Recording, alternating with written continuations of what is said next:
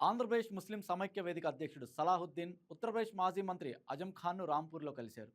Minority హక్కులు, విద్యా అభివృద్ధి, రాజకీయ ప్రాతినిధ్యం వంటి అంశాలపై ఇద్దరు విస్తృత చర్చలు జరిపారు.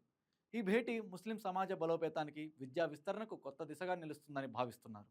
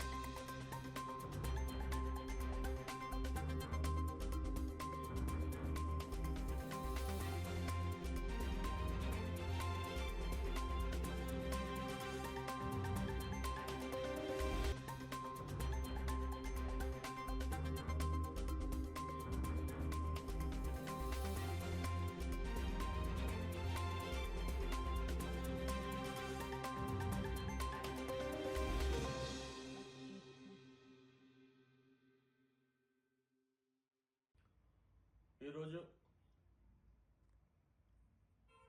ఢిల్లీ నుండి రాంపూర్ చేరుకున్నాము. రాంపూర్లో మన మాజీ ఎంపీ, అలాగే సమాజ్వాదీ పార్టీ ఫౌండర్ అయినటువంటి ఆజం ఖాన్ గారిని కలవడం జరిగింది.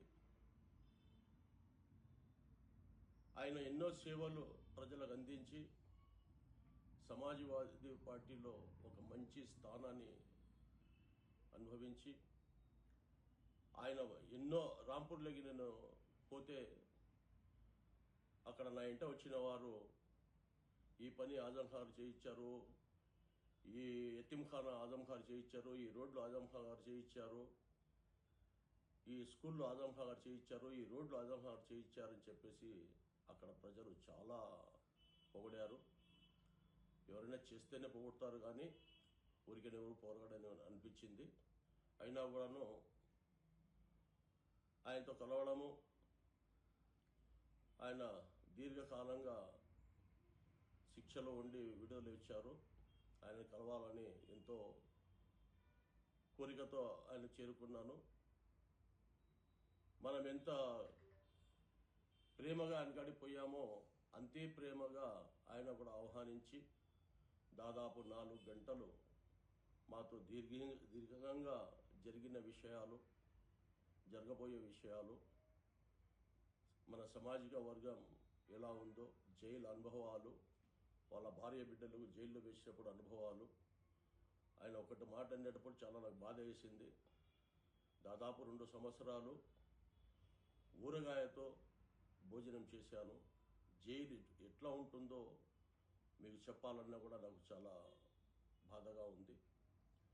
అలాగే మా నాయకుడు ములాయం సింగ్ యాదవ్ గారు నాకు చాలా ఆత్మీయులు.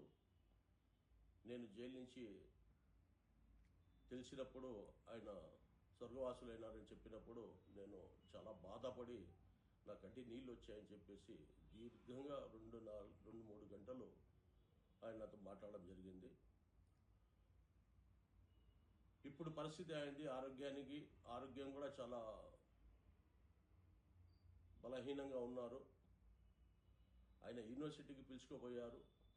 ఆ యూనివర్సిటీలో కూడా చూపించారు. నా యూనివర్సిటీని పేదవారి కోసము 350 రూపాయల ఫీజుతో నేను మా ముస్లిం కమ్యూనిటీకి, పేదవారికి విద్యావంతులు చేయాలని చెప్పేసి మా రాంపూర్లో ఒక కత్తితో మాకు పరిచయము, మా కత్తితో గుర్తుపడతారు రాంపూర్ అంటే. అలాంటి కత్తి తీసి నేను ప్రజలకు కలం ఇచ్చాను, పేనా ఇచ్చాను. అలాంటి సేవలు చేయాలనే ఒక ఆశతో యూనివర్సిటీ మొదలుపెట్టాను. నాకు జైలు వేసిన తర్వాత యూనివర్సిటీ కూడా చాలా పాడైపోయింది, చాలా వరకు నష్టం కూడా జరిగింది అని చెప్పేసి ఆయన ఇంత వివరంగా ఏదో ఒక సొంత మనిషికి, ఒక ఇంటి మనిషికి చెప్పినట్టుగా అన్నీ చెప్పుకొని వస్తే చాలా సంతోషమైంది.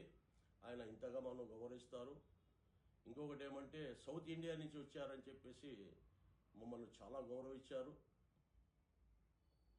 అలాంటి నాయకుడు మళ్ళీ తిరిగి ప్రజల్లోకి రావాలి. ఒక ముస్లిం రెహన్మా మాదిరిగా, ఒక ముస్లిం లీడర్ మాదిరిగా ఆయన బయటికి వచ్చేసి ఆయన నూరేళ్ళ ఆశయ దేవుడు ప్రసాదించాలని కోరుకుంటూ ఆయన సమయం ఉన్నంత వరకు ఇంకా ఈ మా సమాజానికి ఆయన మాదిరిగా ధైర్యవంతులు చేసి ఆయన మాదిరిగా సేవలు అందించే వాళ్ళనుగా వచ్చే యువత కూడా తీర్చిదిద్దాలని చెప్పేసి నేను ఆశిస్తున్నాను. ఆయనతో కలిసిన తర్వాత ఒక మానవ ధైర్యం అనేది కూడా మమ్మల్ని కూడా కలిగించింది. అన్ని కష్టాల్లో కూడా ఆయన భరాయించుకొని ఆయన జైల్లో ఉన్నప్పుడు ఒకటే అన్నారు, జైల్లో సస్తే షహీదీ, బయటికి వస్తే సింహం అని కూడా ఆయన చెప్పారు. ఆయన సావుకు కూడా భయపడలేదు, ఏ రాజకీయాలకు ఒత్తిళ్లకు వంగలేదు. ఎన్నో రాజకీయ పార్టీలు ఒత్తిడి చేశాయి, మేము జైలు నుంచి విడిపిస్తాము, మీరు మా పార్టీలో రాండి అని. కానీ అలాంటి దేనికి కూడా నా ప్రభావితులు కాకుండా ఒక నీతిమంతుడుగా, ఒక మంచి లీడర్గా ఆయన చేసిన పనులకు మేము చాలా మెచ్చుకుంటున్నాము.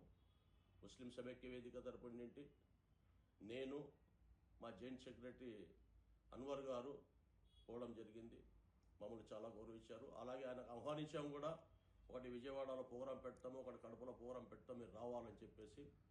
3 నెలల వరకు నా ఆరోగ్యం స్థితి బాగలేదు. 3 నెలల తర్వాత ఏదైనా ఆరోగ్యం కుదుట పడితే తప్పకుండా ఆంధ్రప్రదేశ్కి వస్తాను, యువతకు ఒక మెసేజ్ ఇస్తానని చెప్పి కూడా ఆయన చెప్పడం జరిగింది. ఆయనతో కలిసిన తర్వాత మాకు చాలా సంతోషమైంది. అలాగే మా ముస్లిం సమైక్య వేదిక సభ్యులందరూ చాలా సంతోషం వ్యక్తం చేశారు. మా అధ్యక్షులు గారికి ఇంతసేపు ఆయన మాట్లాడి గౌరవించినారు యూపీలో కూడా అని చెప్పేసి మా ముస్లిం సమైక్య వేదిక సభ్యులు కూడా చాలా సంతోషపడి మమ్మల్ని సత్కారం కూడా ఇక్కడ చేశారు. అక్కడి నుంచి వచ్చిన తర్వాత మేము కూడా కోరుకునేది ఏమంటే వచ్చే రోజుల్లో విద్య అనేది ఆజం ఖాన్ గారు చూపించారు. ముందు కత్తి తీసి కలం ఇచ్చినారు అంటే వాళ్ళ అర్థమయ్యేది ఏమంటే విద్య ముఖ్యమని చెప్పేసి మేము కూడా ఆ విద్యను ముందుకు తీసుకొని పోవాలని ముస్లిం సమైక్య వేదిక ప్రయత్నం చేస్తుందని మీ అందరినీ తెలుపుకుంటున్నాను.